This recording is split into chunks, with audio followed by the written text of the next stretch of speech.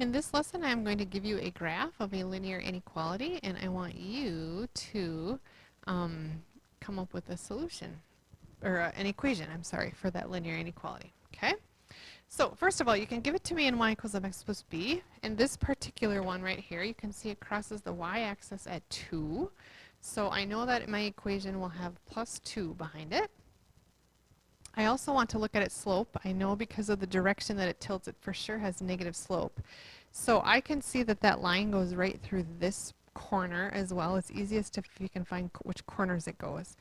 So it goes down 2 and right 3. So it has a slope of negative 2/3. Okay, so I know that I will have negative 2/3 x. I know I will have my y over there.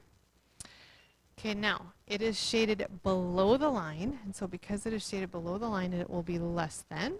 And because it's a dotted line, I do not need to underline it. And so this is what my inequality will look like for this particular graph. Okay, here's another one. I can see it crosses the y-axis at -1. I know that for sure it has a positive slope, and I know I can tell it goes through this corner. So I can see that it goes up 1, 2, 3, 4, 5, so positive 5, and to the right 2. So it has a slope of 5 over 2. I know it will have my y in there. This is shaded above the line, so I know I will need a greater than symbol.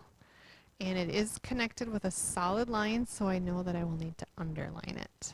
Okay, and that's what it should look like. Here is a horizontal line, and horizontal lines always have the equation y equals something because the y is held constant. So in this case, the y is held constant at 4. So I know I'm going to have y in 4. It is shaded above that line, so I need all the spots that are greater than 4. And it is solid, so it does need to be underlined. All right, here is a vertical line. Vertical lines always have x equals some equation, or x equals some number.